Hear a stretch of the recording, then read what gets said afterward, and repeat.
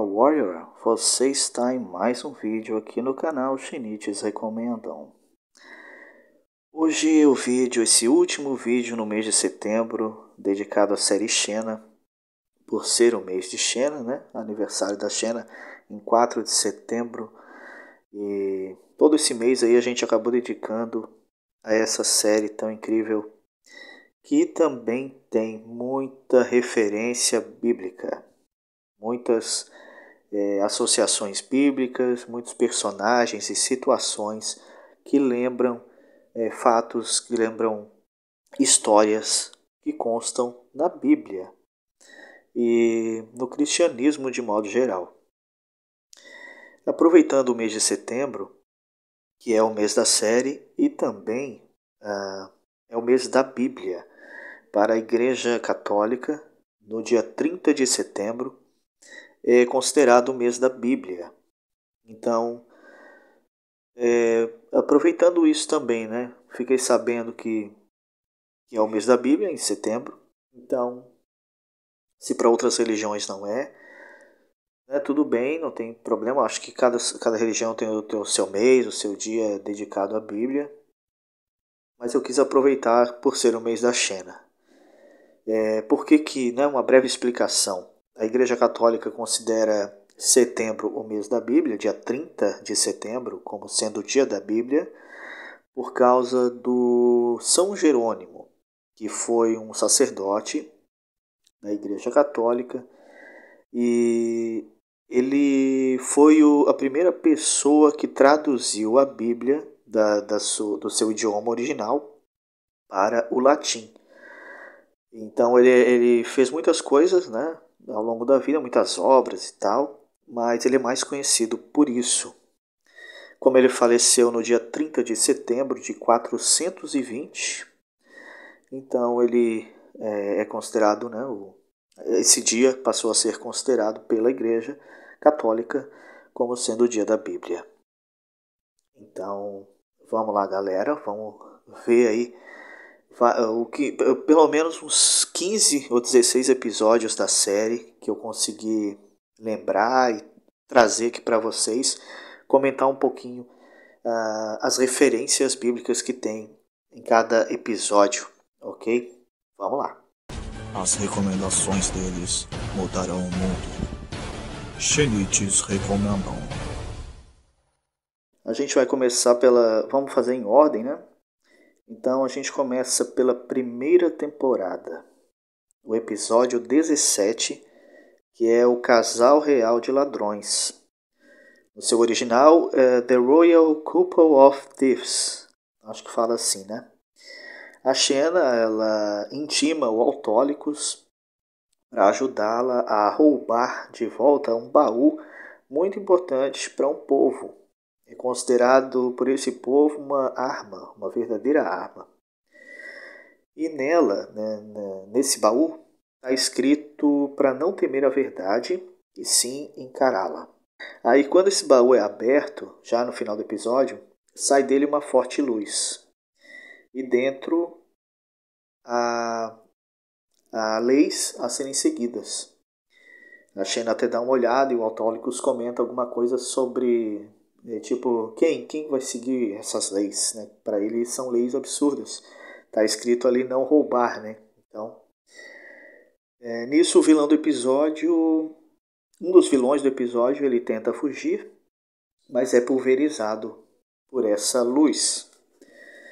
Então, na Bíblia, diz que quando o povo de Israel saía para a guerra, levava consigo a Arca da Aliança.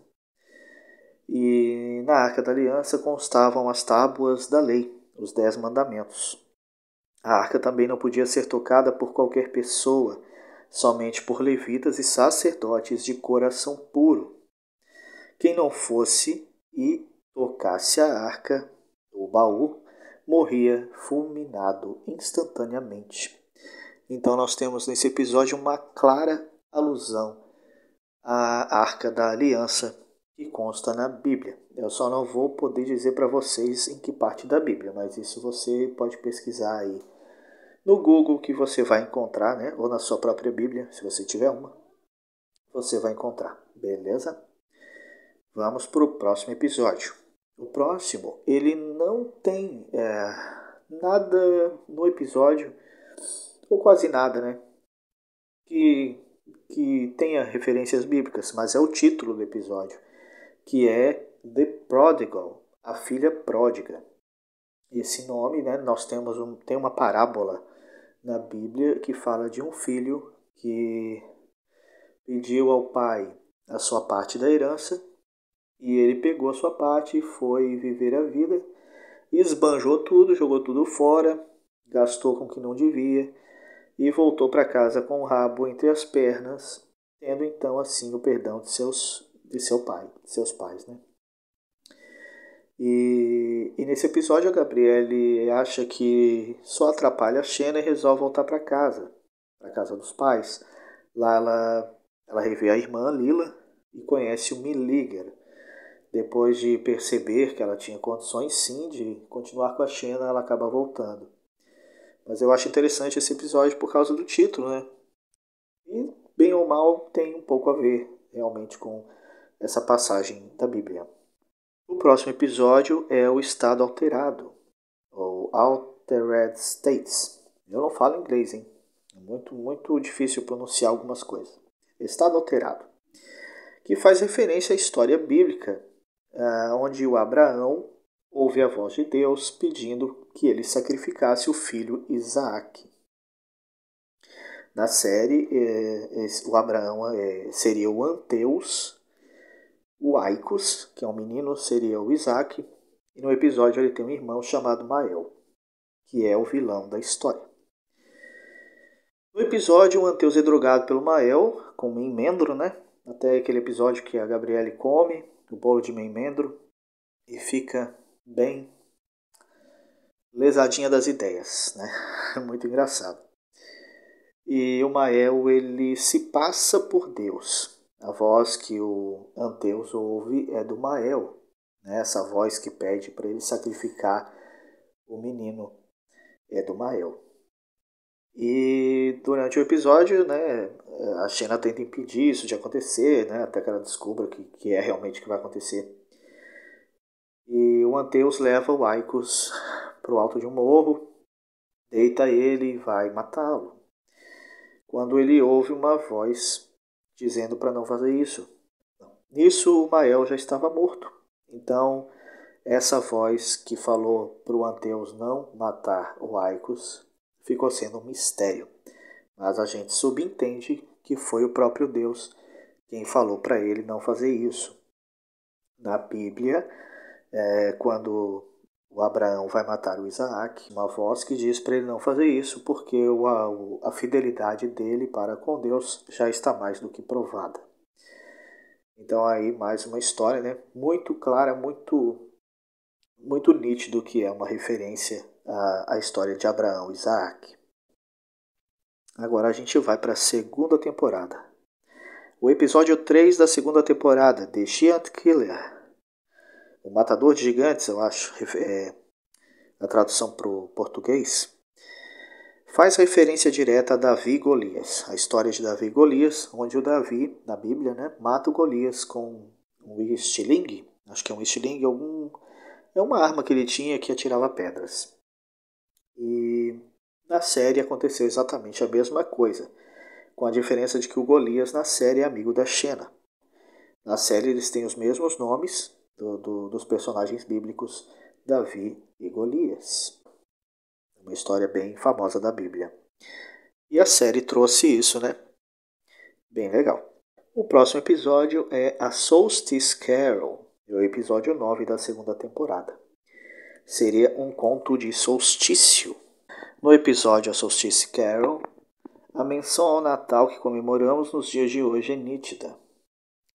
E aproveitando essa data, no final do episódio, Xena e Gabrielle caminham pela estrada quando são abordadas por um casal com uma criança. Até aí tudo normal, pois elas sempre encontravam pessoas necessitadas de ajuda pelos caminhos que cruzavam. Entretanto, no momento que a Gabrielle oferta o burro Tobias ao casal, fica claro a menção a José e Maria, que logo depois de conceber Jesus, partem de Belém para o Egito.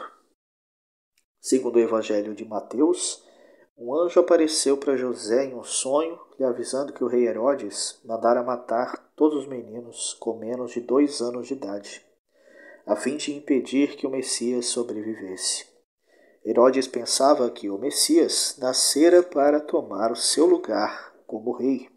José tinha pressa de levar o menino e sua mãe para o Egito, mas sua fuga estava sendo feita a pé. Era uma família humilde que nem sequer tinha um animal para o transporte. No episódio, então, a Gabriele entrega Tobias para eles, para que eles pudessem seguir viagem mais rápido. A suposta Maria agradece a oferta dizendo: que Deus sorria para ti eternamente por sua bondade.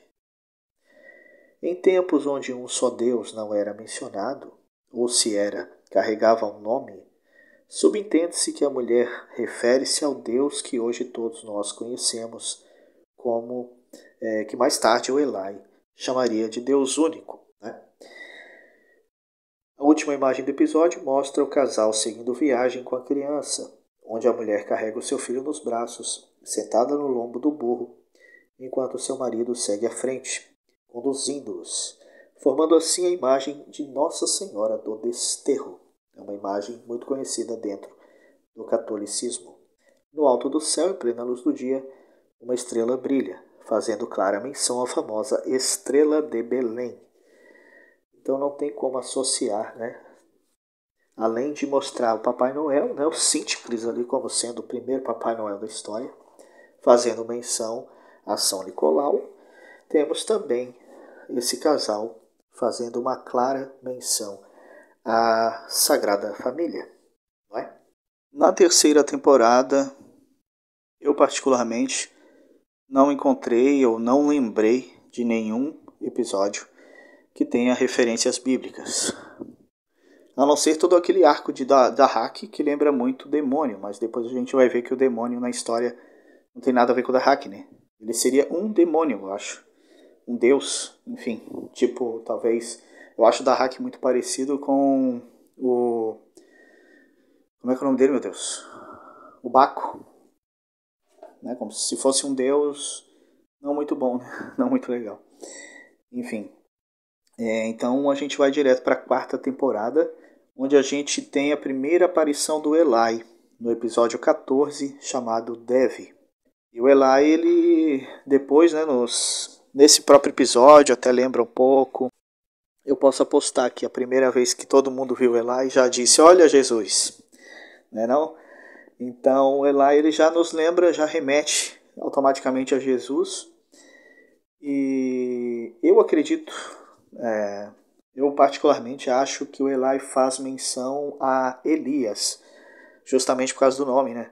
Eli, Elias, como ele seria um grande profeta, mas não Jesus. Para ter coerência até com a série, o Jesus seria o menininho do episódio que eu acabei de citar, que é a Solstice Carol. Então, na quarta temporada, a gente começa a conhecer o Eli a partir do episódio 14, chamado Dev. E no episódio 21, Idos de Março, nós temos a primeira menção ao inferno e ao demônio, que até então é o Mefistófeles, né? Que é o senhor da Calisto. Calisto mora no inferno e a gente tem cenas aí dela no inferno. Então, na quarta temporada seria isso. Na quinta temporada a gente tem, no primeiro episódio, Fallen Angel, o anjo caído, né? Os arcanjos são mostrados com destaque para o Miguel e a gente tem aquela batalha épica entre o céu e o inferno, que está lá no livro do Apocalipse, se eu não me engano. Então a gente tem, né, o próprio nome, o anjo caído, que seria o demônio derrotado e jogado na terra. E a Xena Gabriele estão lá em pleno apocalipse, participando de toda aquela treta entre o céu e o inferno. E para terminar o episódio, acontece a ressurreição de Xena e Gabriele. A ressurreição aparece na Bíblia, né? A ressurreição de Jesus, anteriormente a de Lázaro. Então também é algo bíblico a ressurreição de Shane e Gabrielle no final do episódio. No episódio 13, Eternal Bonds, ou Laços Eternos, pouco depois do nascimento da Eva, o Joxer leva 3 homens para presentear a bebê, fazendo alusão aos 3 reis magos quando foram visitar e presentear Jesus Cristo logo após o seu nascimento. Na série, eles são soldados de Artemis, disfarçados para matar Eva. Mas a Xena descobre e chuta os seus traseiros. Ela bota todo mundo para correr, né? E depois desse episódio, temos o episódio 19, Looking Death in the Eye. Eu não lembro o nome dele em português. Se nós considerarmos que a série tem 1 ano por temporada, então aquele menininho de A Solstice Carol teria 3 anos de idade quando a Xena engravidou da Eva, certo? Devido às perseguições por parte dos deuses do Olimpo, que visavam matar Eva, Xena forjou a morte da menina, bem como a sua própria e da Gabrielle. Porém, o seu plano não teve a conclusão esperada. E Ares, deus da guerra, acreditando que elas estavam realmente mortas, as colocou em uma tumba de gelo, a fim de conservar os seus corpos, com exceção da menina, porque ela foi levada pelo imperador de Roma, Augusto, e criada por ele. Xena e Gabrielle ficaram congeladas por 25 anos. Contando esses 25, mais os 3 anos daquele garotinho, chegamos ao total de 28 anos. Vamos deixar isso registrado aí, né? Segundo os estudos, Jesus iniciou a sua missão aos 30 anos, quando foi ao encontro de João Batista, seu primo, no Rio Jordão, para receber o batismo com a água. O João Batista era mais velho que Jesus, apenas 6 meses. E ele começou a anunciar a vinda do Salvador, a fim de preparar as pessoas para a sua chegada. Isso nos faz chegar aos episódios Lívia e Eva, que são os episódios 20 e 21. E em seguida nós temos o episódio 22, Motherhood. Então vamos falar um pouquinho sobre esses 3 episódios. Nos episódios Lívia e Eva, a garota, sem saber de sua procedência, era cruel e assassinava qualquer pessoa que lhe negasse pagar tributos, bem como saqueava, sequestrava, vendia pessoas, principalmente se essas pessoas fossem seguidoras de Eli, anunciador do Deus único. Sendo ela filha adotiva e futura esposa de Augusto, no episódio Eva, Xena teve sua oração atendida. O céu se abriu e uma forte luz atingiu os olhos de Eva, quando ela estava prestes a matar sua própria mãe. Na revelação, ela pôde ver como fora concebida, quem ela foi em outra vida, no caso Calisto, e qual era a sua missão na Terra. A história de Eva faz menção à história de Saulo, mais conhecido como Paulo ou São Paulo, homem que perseguia e massacrava cristãos, cuja conversão se deu quando ele foi atingido por uma forte luz que o cegou e ouviu a voz de Jesus. Eva, ao contrário, não ficou cega, porém em estado de grande culpa. Ela ficou vagando por dias no deserto. Xena e Gabrielle a encontraram e todas foram acolhidas por seguidores de Eli. Foi então que elas souberam que um homem chamado Batista realizava a purificação das pessoas com água. Aqui chegamos ao episódio Motherhood, o último da 5ª temporada. Um detalhe adicional. A garota, até que se convertesse, se chamava Lívia e só depois aceitou o nome Eva, bem como Saulo, que passou a se chamar Paulo. Então está aí a forte referência à história de Paulo. Como Jesus não havia ainda iniciado sua missão, em nenhum momento ele aparece em qualquer episódio da série, a não ser quando ainda era um bebê lá em A Solstice Carol.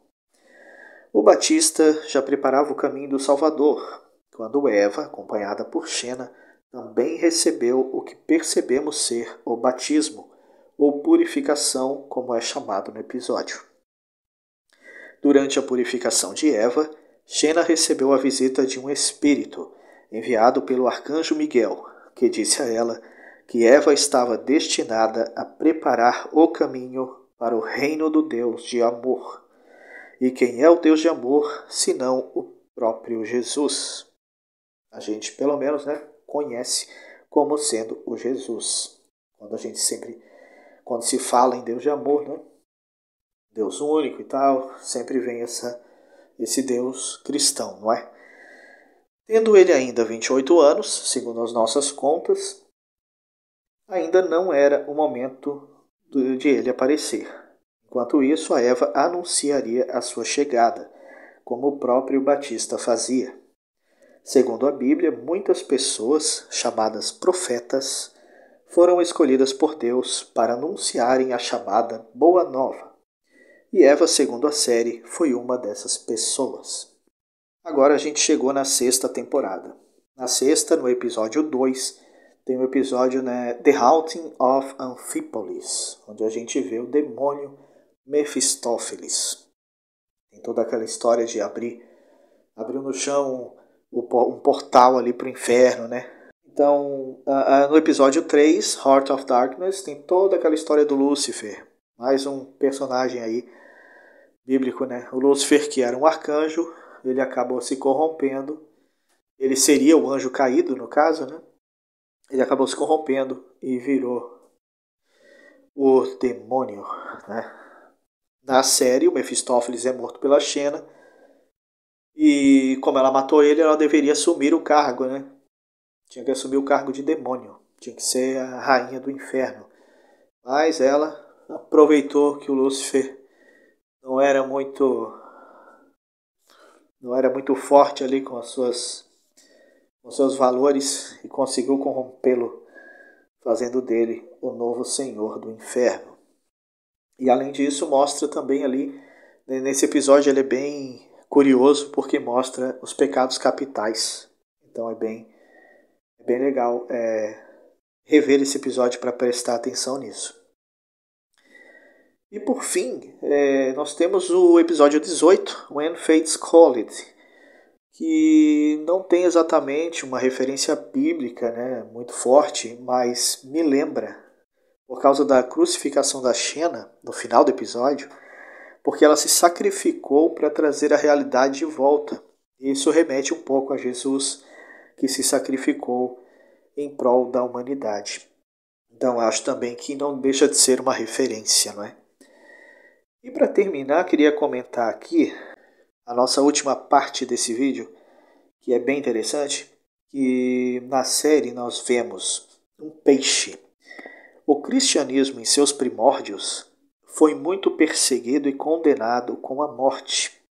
Lá na série o povo de Eli também, Por essa razão, era usado como símbolo para os cristãos se identificarem uns aos outros uma imagem de peixe. É um símbolo muito importante para os cristãos. Em grego, peixe se escreve iktis, I-C-H-T-H-Y-S.